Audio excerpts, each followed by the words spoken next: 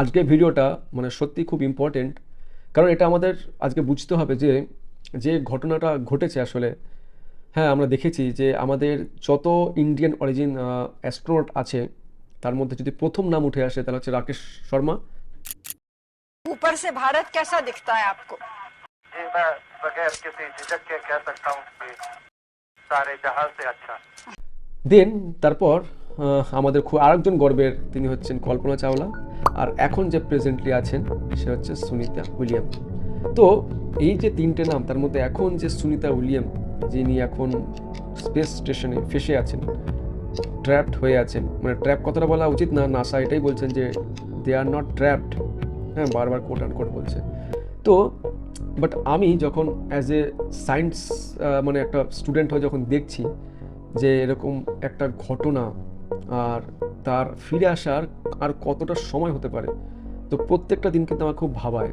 আর আমি যদি তোমাকে আজকে বোঝাই যে এটা কতটা চ্যালেঞ্জিং বা কতটা ডিফিকাল্ট বা কতটা কমপ্লেক্স পুরো ব্যাপারটাই, তাহলে তোমার হয়তো সেই একই ব্যাপারটা হবে। তো এই যে 7 দিনের প্রোগ্রামটা কি করে ডিলে হয়ে এখনও তারা ফেসে আছে না, তাদের যদি আমি আসার সম্ভাবনা দেখি এখন, সেটা হচ্ছে যে 2025 সালে ফেব্রুয়ারি মাসে। তো আমি আজকে বোঝাবো যে এই যে জুন থেকে, হ্যাঁ, তোমার 7 মাস ওদিকে 9 মাস, অলমোস্ট 9 মান্থস তাকে থাকতে হবে, কতটা চ্যালেঞ্জিং হয় এটা বা কতটা ডিফিকাল্ট মানে একটা অ্যাস্ট্রোনটের জন্য হতে পারে বা কতটা প্রবলেমেটিক হতে পারে। মানে এটা শুনে তোমার হয়তো কি বলবো, ভয় লাগবে, বিকজ অ্যাস্ট্রোনট হওয়া অতটা সহজ না। হ্যাঁ, মানে এটার জন্য অনেক অনেক পরীক্ষা দিতে হয়, ইভেন তোমার ফিজিক্যালের চেয়ে মেন্টাল তোমাকে পরীক্ষা বেশি দিতে হয়, সাইকোলজিক্যাল। কারণ তুমি যদি ভালো করে দেখো, আমি একটা যদি অ্যাস্ট্রোনটকে দেখি যখন মহাকাশে যাচ্ছে, ফার্স্ট যেটা প্রবলেম সেটা হচ্ছে কি গ্র্যাভিটি শেষ হয়ে যায়। ফলে কী হয় না, আমরা ভালো করে জানি সকলে ফ্লোট করতে শুরু করে, ওয়েট কোনো কিছু থাকে না, কোনো কিছু মানে আমরা যদি কোনো কিছু মুভ করতে চাই আমার কোনো ওয়েট অ্যাপ্লাই করতে হয় না, কোনো ফোর্স অ্যাপ্লাই করতে হয় না। ফলে কী হচ্ছে, সাপোজ আমি এই পেনটা আছে, এই পেনটাকে আমি তুলছি, এর জন্য কি আমাকে একটা ফোর্স দিতে হচ্ছে, আমাকে ফোর্স দিয়ে তুলতে হচ্ছে। ফলে কী হচ্ছে, মাসেলগুলো কাজ করে, এই মাসেলগুলো কাজ করে। এরপর ভাবো এমন একটা জায়গা যেখানে তোমার কোনো ফোর্স দিতে হচ্ছে না, তাহলে কী হবে, তো মাসেল কাজ করবে? করবে না। উট পাখির ডানা থেকে আমরা শিক্ষা নিয়েছি যে ডানা ইউজ করতে না বলে ডানাগুলো এরকম লুপ্ত হয়ে গেছে। সেরকমভাবেই ভ্যাকিউমে তুমি যখন চলে যাচ্ছ তখন তোমার মাসেলকে তুমি যদি প্রপারলি ইউটিলাইজ না করো, এক্সারসাইজ না করো, তাহলে কিন্তু তোমার মাসেল, তোমার বডি পুরো কিন্তু কোল্যাপস করে যাবে। আর এটা কিন্তু তোমাকে খুব মাথায় রেখে নিয়মিত করতে হবে, আদারওয়াইজ বিকজ তোমাকে মানে তুমি আর্থে যখন আছো, তুমি 24 ঘন্টা এটা করছো, তুমি বুঝতেও পারছো না। ইভেন তুমি ঘুমের মধ্যে যখন নড়ছো তখন তোমাকে একটা লোড একটা আসছে তোমার মাসেলে, বাট এটা কিন্তু সম্ভব হয় না যখন তুমি ভ্যাকিউমে থাকো। ফলত সেখানে মাসেল কোল্যাপস করার খুব কিন্তু হাই চান্স আছে।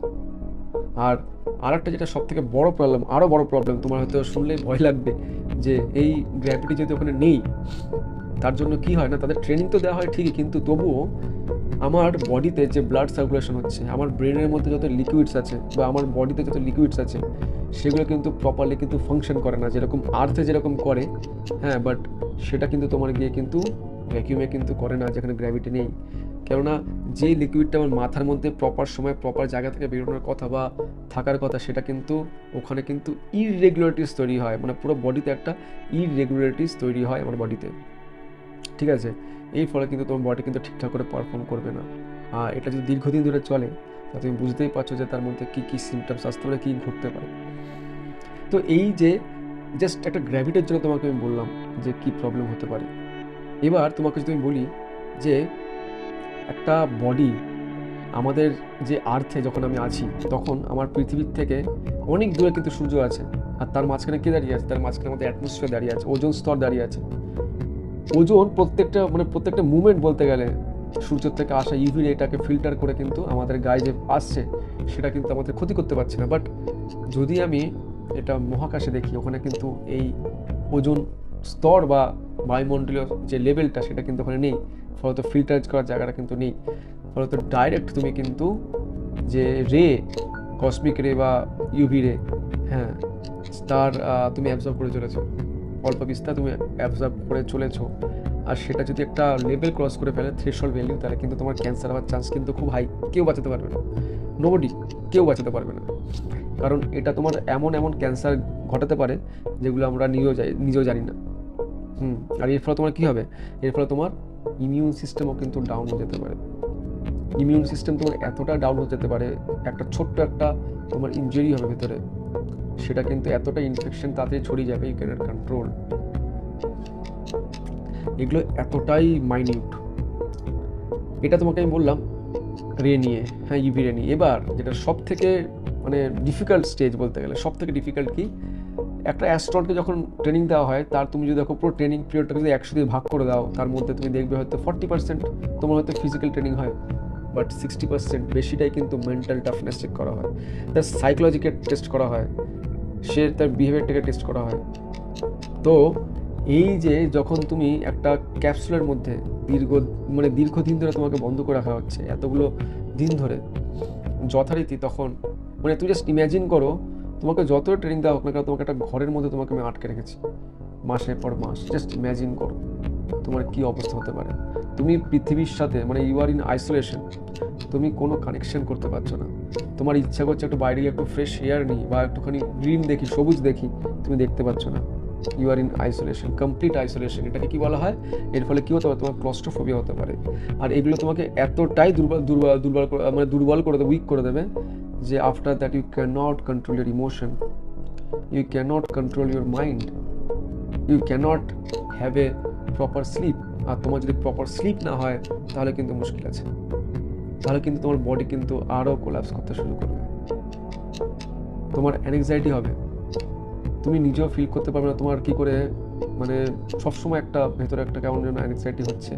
তুমি খাওয়ার হজম হবে না, তুমি নিজেকে প্রপারলি ফ্রেশ করতে পারবে না উইথ বাথ, তুমি স্নান করতে পারবে না প্রপারলি। কারণ তুমি হয়তো জানো না যে জলটা নিয়ে যাওয়া হয়, হ্যাঁ যে জলটা নিয়ে যাওয়া হয় মহাকাশে, সেই জলটা আমরা খাচ্ছি, সেটাকে ইউরিন পাস করছি, আর সেই ইউরিনটাকেই ওই ক্রু মডেল বা স্পেস স্টেশন যে সিস্টেমটা থাকে পুরোটাই ফিল্টার করে আবার তোমাকে খাওয়ার জল করে দেবে, স্নানের জল করে দেবে। তো ওখানে জলটা এতটাই প্রিশিয়াস একটা জিনিস, স্নানের জন্য তুমি প্রপার জল পাবে না। স্নান তো তুমি জানোই ভ্যাকিউমতে কতটাই বা করবে, সেই বাবলগুলো নিয়ে গায়ে ডলবে, তার থেকে বেশি কিছু করতে পারবে না। তো তোমার হাইজিনের প্রবলেম হবে। তো এই যে প্রবলেমগুলো বললাম, এছাড়াও কিন্তু আরও অনেক অনেক প্রবলেম আছে, সেগুলো কিন্তু ফেস করে it's too difficult, quite difficult. But মানে এখানে নাসার থেকে যদি স্টেটমেন্ট দেওয়া হয়েছে যে তারা বলছে যে ইট ইস মানে এটা দ্যার ইজ নাথিং আর্জেন্সি বলতে গেলে, nothing to worry, because sufficient food আছে, সাফিসিয়েন্ট ডক্টরস তাদের সবসময় তাদের সঙ্গে কন্ট্যাক্টে আছে, হ্যাঁ, তো এটা কোনো প্রবলেম না। বাট যেটা আরও সব থেকে অবাক হলাম যে মানে তোমারও মাথার মধ্যে এখন প্রশ্ন আসতেই পারে যে এখন একটা সঙ্গে সঙ্গে পাঠিয়ে দিক। অ্যাকচুয়ালি দুটো সংস্থা তোমার পাঠায়, একটা হচ্ছে বোয়িং, আর একটা তোমার হচ্ছে কি না স্পেস এক্সের ক্যাপসিউল। বোয়িংয়ের যেটা হচ্ছে স্টার লাইনার, আর এটা হচ্ছে তোমার ক্যাপসিউল। তো এগুলো যখন তোমার ওখান থেকে আসার কথা ছিল 7 দিনের পর, তখন বোয়িংয়ের স্টার লাইনারটা প্রপালশন সিস্টেমটা একটু খারাপ হয়ে যায়, ফলত ওটাতে রিস্ক নেওয়া সম্ভব হয় না বলে ওইটা খালি চলে আসে। তারপর নেক্সট যখন পাঠানোর কথা হলো, ফার্স্টে এলন মাস্ক বললো যে আমরা অক্টোবরে পাঠাবো, বাট সেটা পসিবল হলো না, তাদের কোনো একটা প্রবলেমের জন্য এখন তারা বলছে ফেব্রুয়ারিতে পাঠাবে। তো আই ডোন্ট নো এটা কবে গিয়ে শেষ হবে, কবে সে ফিরে আসবে, তার উপর পরীক্ষা নিরীক্ষা হবে, তারপরে বোঝা যাবে তার হেলথ কী আছে। But it is quite dangerous actually, মানে যেটা সব সায়েন্টিস্টরা তাদের দেখাচ্ছে কনসার্ন। বাট যদিও মানে সুনিতা উইলিয়াম নিজে কনফিডেন্ট, কন্টিনিউয়াসলি তিনি দেখিয়ে যাচ্ছেন যে তিনি কতটা ফিট আছেন, তিনি কতটা এঙ্গেজড আছেন সব কিছুর মধ্যে। That is very good, that is মানে hats off to her actually, how she is managing herself.